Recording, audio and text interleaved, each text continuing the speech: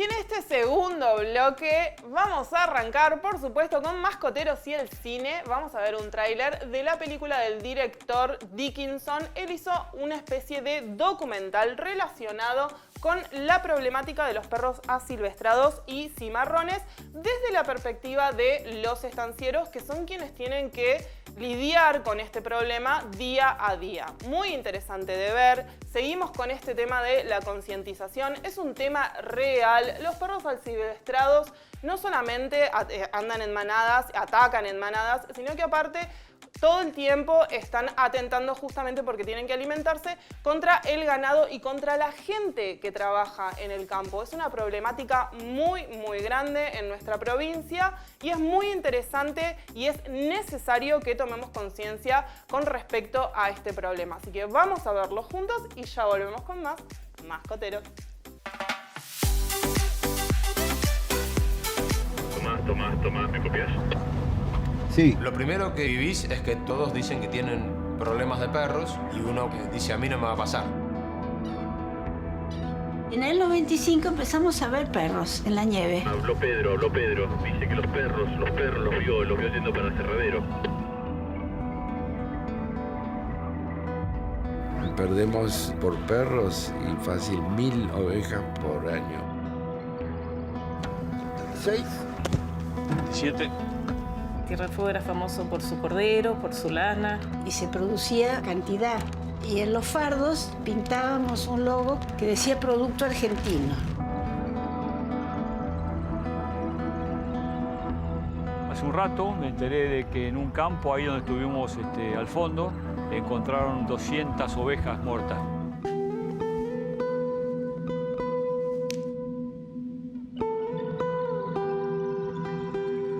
El efecto es que hoy tenemos establecimientos cerrados, hay gente que ha tenido que despedir su personal.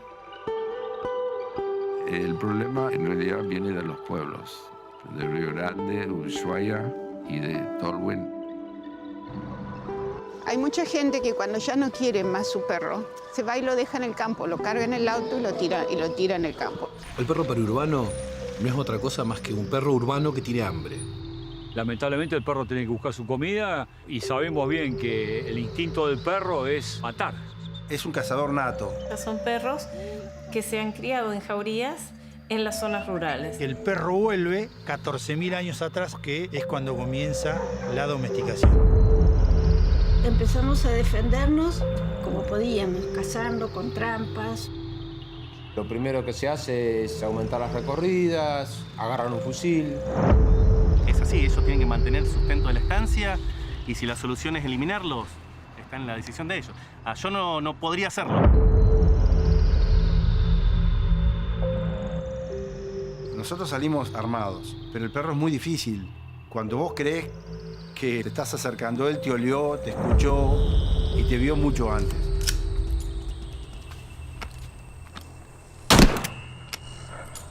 Vos sabés que el perro está ahí, te está mirando. Lo peor es que no lo ves.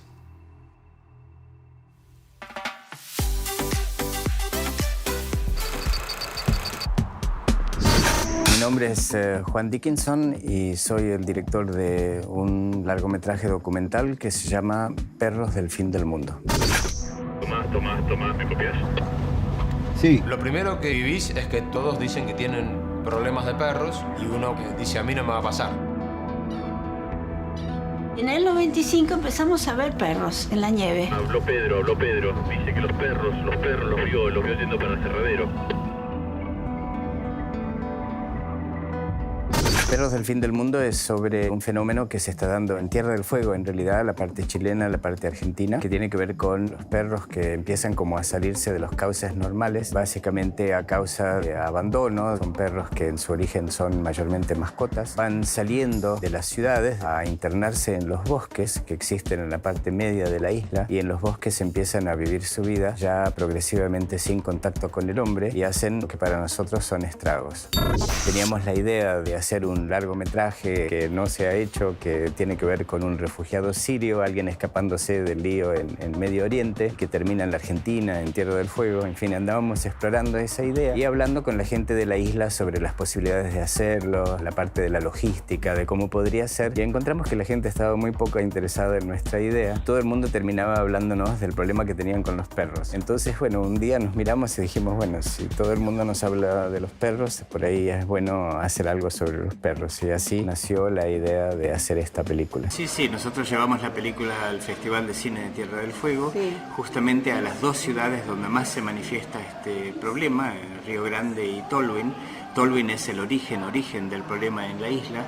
Y a mí me pareció que la reacción fue muy buena porque lo que intentamos por todos los medios en la película es de presentar las distintas facetas, las distintas aristas del problema, de escuchar a todo el mundo, a los que están a favor de controlar a los perros de alguna manera, a los que quieren protegerlos de la forma que sea. Pero la película en ese sentido me parece que no presenta una grieta, sino trata de llevar el diálogo a un plano en que la gente por lo menos puede empezar a entender el problema, que a juicio mío es un problema que por los momentos no tiene solución. Nosotros filmamos en Tierra del Fuego, pero esto no es un problema que está limitado a Tierra del Fuego, es un problema que existe en toda la cordillera, existe en Tucumán, por ejemplo, en Salta. Han habido casos de envenenamiento de fauna, gente tratando de controlar no solamente los perros cimarrones que andan por todos lados, sino también los pumas, por ejemplo. Esto genera matanzas de otros ejemplos de fauna, como por ejemplo los cóndores, ¿no es cierto? Han habido casos de este tipo, y llega al punto en que el perro, que empieza como a involucionar, a empezar ese camino de regreso hacia su estado de lobo, llega un momento en que al recuperar características de jauría, puede hasta atacar al hombre. Con un documental siempre es un poco difícil hablar de guión, es decir, vos podés escribir algo con una idea que tenés de antemano, pero en realidad esa idea va sufriendo serias modificaciones. Y creo que cada director, cada directora aborda este fenómeno de formas distintas. En el caso mío, uno siempre está tratando de ver cuáles son los límites del cuento, es decir, cuál es el cuento que estás tratando de contar. A veces se consigue en un documental y a veces no, es decir, los documentales que no son muy buenos son documentales que no logran enfocarse sobre un mensaje determinado, y los que sí funcionan lo hacen. Filmamos en las ciudades donde mayormente está centrado el fenómeno. El fenómeno se origina en la ciudad de Tolwyn, donde la gente suele ir para abandonar sus perros cuando, digamos, no los quieren más o se van de viaje. Entonces la gente sale de ciudades como Río Grande, que es una ciudad bastante más grande, un poco más al norte, y van a Tolwyn y dejan el perro. Entonces Tolwyn se convierte como una especie de vertedero de perros. Empiezan a salir al basural del pueblo, ¿no es cierto?, porque están un poco librados a su propia suerte, y del basural entran al bosque. Y ahí es cuando el perro se convierte en un perro asilvestrado. Filmamos un poquito en invierno y después en otra ocasión filmamos justo empezando la primavera, que es cuando hay el deshielo. Entonces en el deshielo, a causa de la turba y de la capa de hielo que se forma en superficie, la capa cede, entonces los vehículos se quedan pegados. Viene otro vehículo para sacarte y también se hunde. Hay un vehículo famoso allá que se llama el troncomóvil, que es como una especie de engendro, que es lo único que viene y que saca a todos los vehículos que están pegados. Es siempre un poco duro porque las distancias son enormes, es en realidad como parte de la Patagonia, las distancias son grandes, pero estábamos bastante bien organizados y nos fue bastante bien. Yo conozco bastante la isla y bueno, uno va encontrando sus rebusques. Nosotros hemos conseguido el interés del instituto en este caso. Eso te facilita ciertas cosas, por ejemplo, el acceso a Cinear, a Inca TV, al circuito de cineclubes, con mucha suerte al canal Encuentros, aunque eso a veces es un poco complicado. Y eso hace que tu película, que no es una película de grandes medios, pero que puede tener cierto interés, llegue a la gente que lo quiere ver. A mí no me interesa mucho lo masivo, pero sí me interesa, sobre todo si es una película de ideas, que contiene ciertas ideas o ciertos conceptos que van a mover las cosas si llegan a los lugares donde tienen que llegar. llegar. Eso me parece muy importante y yo creo que sí se da en este país, están las condiciones para que eso suceda.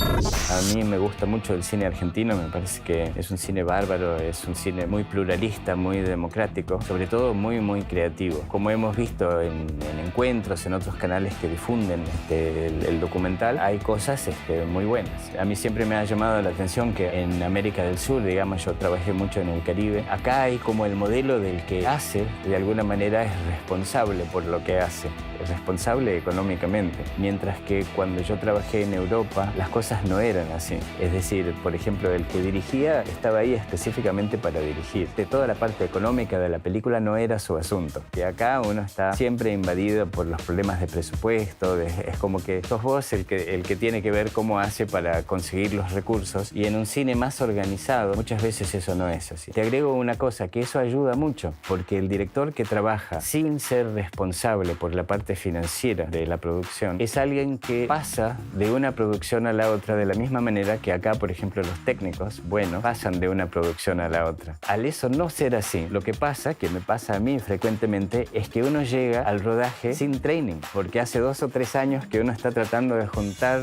lo necesario para hacer la producción. Cuando no sé cómo resolver algo, les pregunto a los técnicos, porque resulta que en la película anterior o hace 2 películas surgió lo mismo, viste que siempre son los mismos problemas en realidad que surgen, y te dicen cómo resolverlo, y yo no tengo ningún problema con eso, porque yo sé que mi problema es que estoy fuera de training, pero es la situación que muchas veces yo veo que existe en América Latina y acá en la Argentina, por supuesto.